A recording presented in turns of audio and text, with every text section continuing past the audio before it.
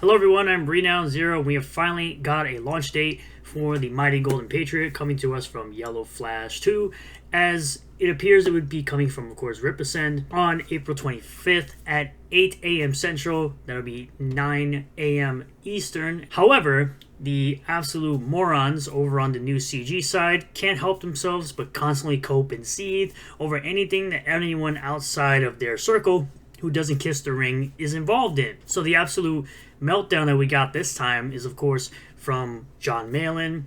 He thought it was going to be EVS. No, it's actually John Malin this time. This man has been absolutely just crap-talking YellowFlash for like a week now almost. I think it was like 5 days. And it's crazy to see how people like this are having absolute meltdowns over simply somebody launching a comic book, and also doing that whole concern trolling when it comes to John Diller getting paid when the man owns 40% of the IP. So he's going to get 40% of the money from the IP. So what is this concern trolling? I don't understand it, but let's get into it, starting here with Edwin Boyette saying the tactic Van Sciver is an attempt to bait YellowFlash into an exchange. That exchange would be free YouTube content and money for Ethan. Generalizing this out of Comicsgate content is only relevant to a small audience. The best response is to starve Van Sciver of attention, except for select observations. When Comicsgate is cut off, the personalities always double down into more extreme attempts to garner attention.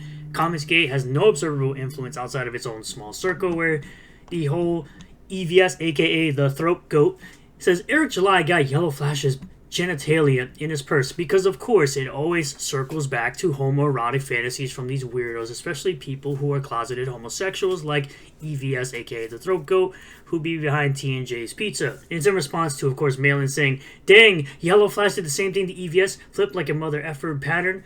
You know, it's a response from Nick Rekieta. YellowFlash flipping on Rekieta, you know, for obvious reasons, like, I don't know, a case involving very terrible substances, being in the house around their children, and of course, swinging as well. You know, the type of swinging that I'm talking about. If you know, you know. And I say he'll find a way to make money out of it. It's what drama farmer lolcows do. And you even have Flash responding saying John is just doing his master's bidding. He's the equivalent of a hotel housekeeper. And you even got people like Mindy Wheeler doing this whole thing with Yara number 3, saying, oh, Grok says it's a 85 to 90% chance that the Yara number 3 image is an AI derivative of Bride's number 1 artwork. Again, nobody cares, Mindy. Can you actually, I don't know, talk about your own books rather than complaining about everything else? You and Mike do this all the time, where you think this is a whole circle jerk between Iconic and Rippaverse simply for them congratulating each other for doing hard work and keeping on the grindstone when you guys could simply just do the same thing. That's my little criticism for you guys. We also have clowns like Vasilius here saying, yeah, boy, you know, doing his usual weirdo stuff. The same guy who has to beg for money to pay for his bills because, of course, he has to. But you also have Bosch Faustin with, here are the legitimate reasons that a quote-unquote comic book written by YouTuber YellowFlash should be much anticipated. You put a lot of air quotes for someone who clearly doesn't know why you're using them at all. And you're creating a Pigman comic that clearly nobody cares about either, because you only got like 266 backers.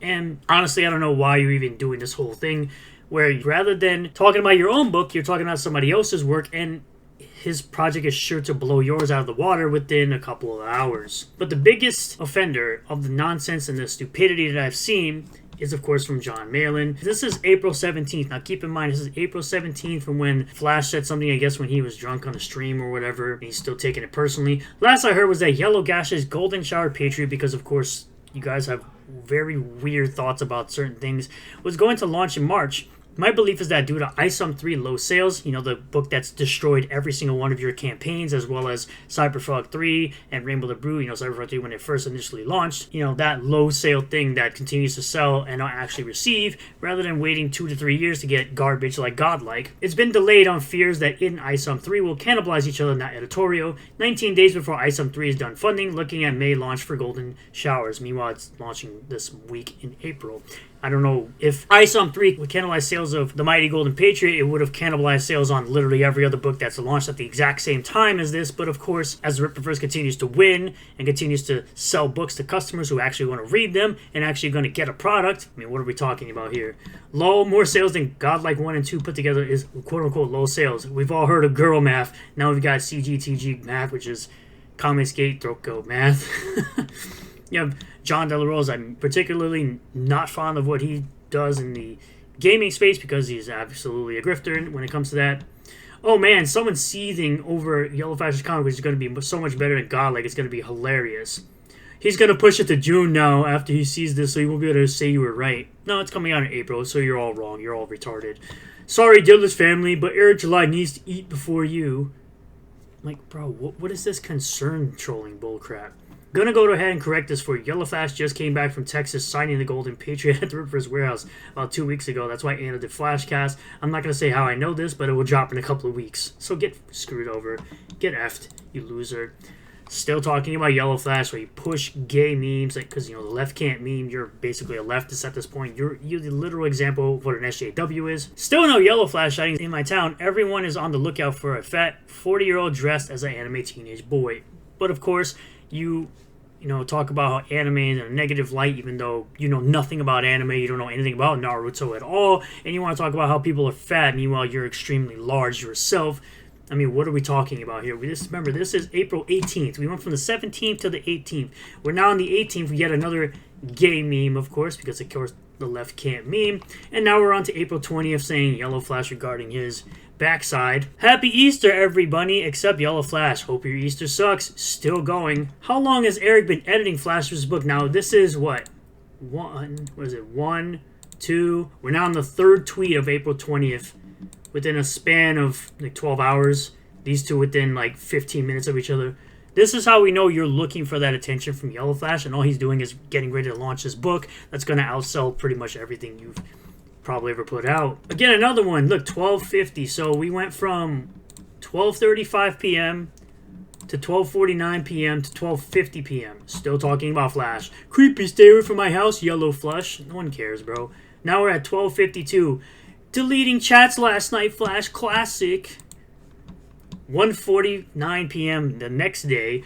I take no pleasure in YellowFlash being at the bottom of this list with only 500,000 subscribers. I'm pretty sure he makes more money than you ever will on YouTube. His YouTube channel probably far surpasses what you make in comics. So what are we talking about here exactly? And then you have the usual concern trolling. Well, the launch is anticipated by Dillard's family. We're probably hoping that Dillard will finally get paid. You know, the same Dillard that had to call out EVS as absolute garbage for pushing a false narrative, where YellowFlash was constantly trying to pay him money to help him survive, and he kept saying no. So stop pushing this bullcrap narrative, you absolute clowns like Thor Odinson, the same guy who claimed he could make 40-something characters that are much better and more inspired than Eric July's entire Ripperverse, even though we've yet to see one character pop up yet. No, you clearly aren't. You are jealous he's going to make more money than you, and you're upset people are pointing out you don't pay your artists as much. Sheesh. So we're now on April 22nd at 3:20 a.m. So at 3:20 a.m., you're putting out a tweet about YellowFlash.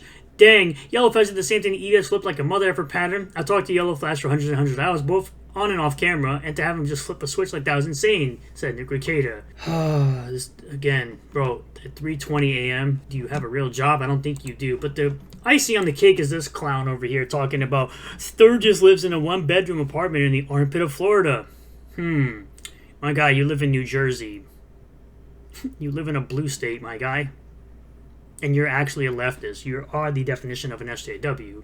He works a dead-end job and smells like crap. I don't know if you're referring to Riley in this tweet. You might have screwed up a little bit, because I'm pretty sure that's what Riley does. He does water sport corn with his autistic girlfriend that was groomed by Juju the cow, and he's the one that smells like crap. He copes and sees and wants to feel he belongs to something that might make him quote-unquote great. Well, I've been great enough and thankful enough to have an audience that gives me subs and memberships, and people that subscribe to my channel and watch my videos and jump in on my live stream. So I appreciate everyone who does that. I'm very grateful for what I do have. What I don't have is a career that's intended for me to be reliant on other people being successful just to make content. He'd be a perfect recruitment candidate for any radical extremist group. Bro, the fact that you even went all the way there tells me a lot. Instead of wearing a vest with things that blow up on it, fortunately he backs Ripperverse. His Allah is Eric July. This is the same guy who looks like the fat guy from the diabetes commercials. Like, what are we talking about? This is the same guy who was probably looking like Diabito when he was a child. Mama, may I have cookie? No, Diabito. Roll back to kitchen. Oh. Like, get out of my face, bro. And Alfredo says, CGers lack father figures and many call EVS Uncle E. Some fans have to back campaigns with their monthly government checks, anything to belong. Because you have this guy down here saying the Rippaverse is a bunch of orphans, outcasts, and losers looking for a home. Yeah, okay, perfectly fine. I said, rent free. I'm sorry to burst his bubble, but none of those things are true. I'm sorry that the soy-faced, overweight, out-of-shape guy from New Jersey has to cope with the fact that his campaigns look worse and worse every time. He can stay mad about it, and of course I put literally a picture of all the other comics that are not Rippaverse. I don't know, Berserker is better than Cyberfrog by a mile. By a mile. The Blade Devil, look, there's Cyberfrog 2 right there. I sold that book's trash. I have Starlight Cats, Fiendish, Inglorious Rex, Case of the Littlest Umbrella, Isom, of course. I have Reign of Ages, I have All of She, Hardly Heroes, Alien Alamo from Graham Nolan, a whole bunch of Common America, Infinitail. I also sold that dog crap Cyberfrog Warts and All because apparently it's not the complete edition. I sold it after all this nonsense started happening. You have Soul Finder, and then you have Chromatic Chronicles Blue right there. It's like, bro, I have so many other comics that are not Rippaverse. I probably have more comics here that are not Rippaverse. Like, what are we talking about here exactly? This is where we are now. We have to insult people because, of course, you have no real arguments, and you realize that's all you can do. Nothing you say ever affects me in a negative way. I'm going to continue to support the Rippaverse because I get books that I actually really enjoy from great legendary writers like Chuck Dixon and the Saska Sisters, whereas you are basically selling the idea that you'll eventually get a book. Like, what are we even talking about exactly? It's just you crying constantly for 4+ to 6+ to 8+ hours, even have the audacity to leave a date with your wife just to sit there and talk shit about Fragaboom back when he was saying you were a piece of absolute. So what are we doing, bro? You would rather spend your time talking on the internet. Meanwhile, Dillard, right? John Dillard is the guy that makes comics that look 1,000 times better than anything you could ever produce. And this will most likely be better written than anything you've ever written in your life because Cyberfrog is just absolute. So I thank you all for checking out this video. I really do appreciate all the new subscribers, returning subscribers, new viewers, and returning viewers. If you did like the video, smash the like button. Comment below how you feel about all this. Are you going to be picking up the Mighty Golden Patriot on Friday when it launches with the Rip Ascend service? Subscribe for more content. Hit the bell for notifications. Set the bell to all. That way you'll get a notification anytime I post a new video or go live on the channel. And I'll see you all in the next one. Peace.